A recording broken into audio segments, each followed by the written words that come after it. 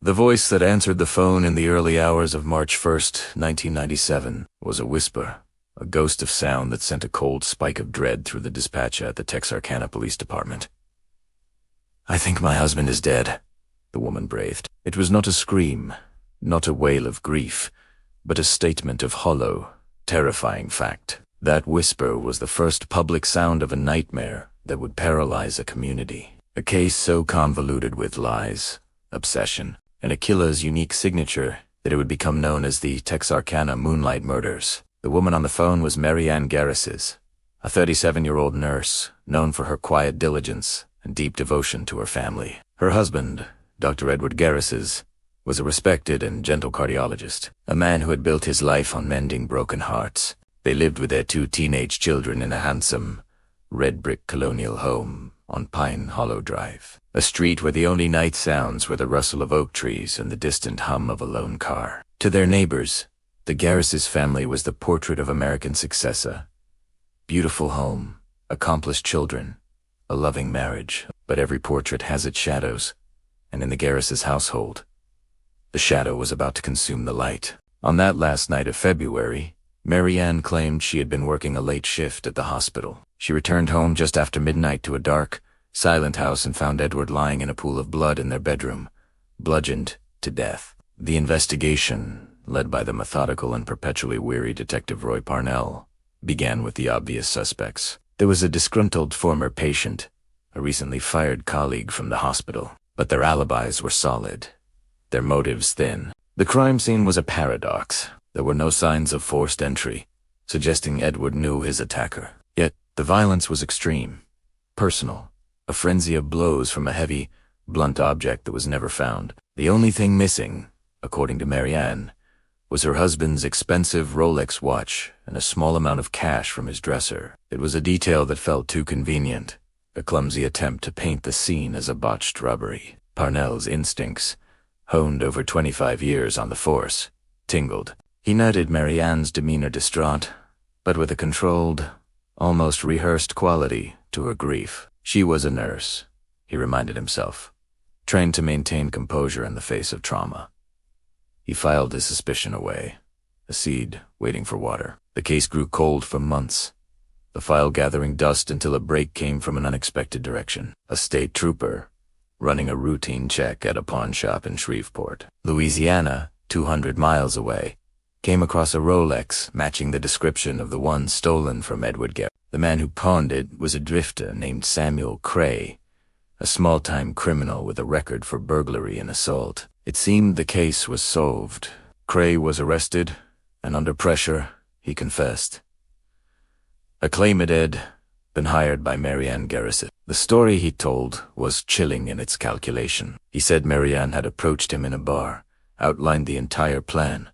She would be at work, providing herself with an unshakable alibi. He would enter the unlocked house, kill the doctor, and make it look like a robbery. She paid him $5,000 and promised him the watch, the mode of a $1 million life insurance policy. The pieces snapped into place with a satisfying click. Mary Ann Garriss was arrested and charged with capital murder. The community was stunned. The devoted nurse, the grieving widow, was a cold-blooded manipulator. The trial was a media circus. The prosecution painted Mary Ann as a greedy, black-hearted sociopath, a woman who traded her husband's life for a financial windfall. Samuel Cray, now the state's star witness, was the picture of contrite cooperation. He sat in the witness box, head bowed, and recounted his damning tale. The case seemed airtight, but then the defense began its cross-examination. Mary Ann's attorney, a sharp and relentless woman named Sarah Cohen, went after Cray's credibility, highlighting his long criminal history and the sweetheart deal he'd received for his testimony. But it was a single, seemingly minor detail that Cohen seized upon. "Mr. Cray?" she asked, her voice calm and clear. "You stated that Mrs. Garriss provided you with a key to the house. Is that correct?" Cray nodded. "Yes, ma'am, she gave me a key." Cohen paused, letting the silence in the courtroom grow heavy. She then approached the evidence table and held up a clear plastic bag. Inside was the Garriss family's front door lock. "Your Honor, the defense submits that this lock examined by an expert witness, shows absolutely no evidence of being unlocked by a key on the night of the murder. The only marks are consistent with the door being unlocked from the inside. A ripple went through the courtroom. The robber entry was a lie.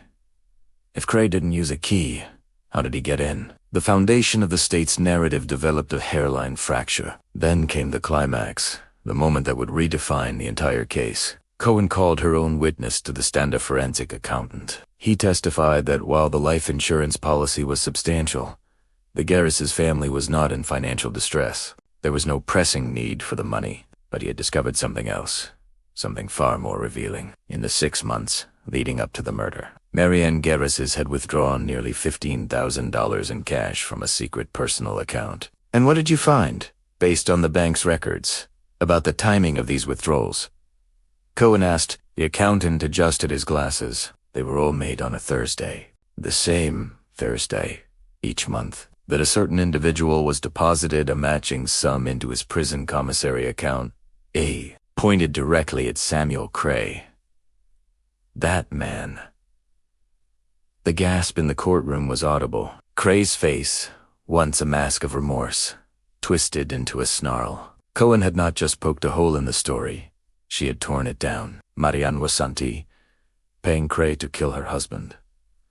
She had been paying him for years. She was his benefactor, his silent partner. The prosecutor stood up, objecting, confused. What is the relevance of this, Your Honor? This is a distraction. Cohen turned to the jury, her eyes blazing. The relevance is that Samuel Cray wasn't a hired hitman. He was a predator who found his perfect victim long before he ever met Dr. Garriss. He was obsessed with my client. She presented a stack of letters, written in Cray's clumsy hand, sent to Mary Ann over the preceding 2 years. They were letters of desperate, delusional love, of furious jealousy aimed at her husband. He doesn't deserve you. One line read, I can set you free. Mary Ann, a compassionate woman trapped by a dangerous fixation, had tried to buy him off, to placate him with money. Too terrified to go to the police, but the payments had only fed his obsession. On the night of the murder, he hadn't been let in. He had been waiting. The shocking revelation turned the trial on its head. Samuel Cray was not a pawn. He was the architect. He had manipulated the situation, framing Mary Ann for a murder he committed out of a deranged, possessive love. The jury found Mary Ann not guilty. Samuel Cray was later convicted of the murder, his deal with the prosecution voided by his perjury. Mary Ann Garriss walked out of the courtroom a free woman, but she was a ghost of her former self, her life forever defined by a single, tragic miscalculation. Her belief that she could quietly manage a monster, a choice that cost her husband his life and left her the target of a killer's twisted affection and a town's lingering suspicion. She had tried to silence a threat with whispers and money, only to learn that some darkness cannot be bought off, only unleashed. In the end, the most terrifying monsters are not the ones who break down your door, but the ones you quietly, foolishly, let inside. If stories like this keep you hooked, hit subscribe for more.